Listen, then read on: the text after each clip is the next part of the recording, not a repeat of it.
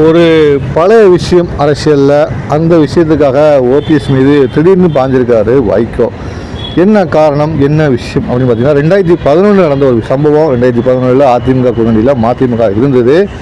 அப்போது ஏற்பட்ட ஒரு பிரச்சனை, அதாவது தொகுதி பங்கீட்டில் 12 சீட்டு ஜெயலலிதா கொடுக்க சொன்னதாக பன்னீர்செல்வம் வந்து வைகோட சொல்லியிருக்காங்க. வைகோ கூடுதலாக தொகுதி வேணும், கடந்த முறை 2006 30 தொகுதி கேட்டிருக்கோம், அதனால் எங்களுக்கு 12 தொகுதி பத்தாது அப்படின்னு சொல்லி கேட்டிருக்காங்க. ஆனால் அதிமுக தேமுதிக வந்து இணைந்ததுனால மதிமுகவுக்கு குறைச்சி தான் கொடுக்கப்படும் தெரிவிக்கப்படும் சொல்லப்பட்டுச்சு.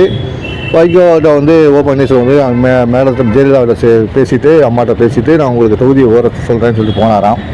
அதன் பிறகு அவர் வந்து எந்த ஒரு செல்ஃபோனை வந்து பேசலையாம். வைகோ அவர்கள் வந்து செல்ஃபோன் நான் வச்சு காத்துகிட்டே இருந்தேன், அவர் எப்போது அழைப்பார்னு, கடைசி வரைக்கும் அழைக்கவே இல்லை.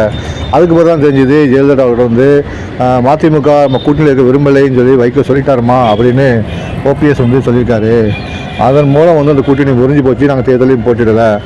இது ஓபிஎஸ் அன்று எங்களுக்கு செய்த துரோகத்தால் தான் இன்றைக்கி அவருடைய நிலைமை இந்த அளவுக்கு இருக்கிறது என்று வைகோ கூறியிருக்கிறார்.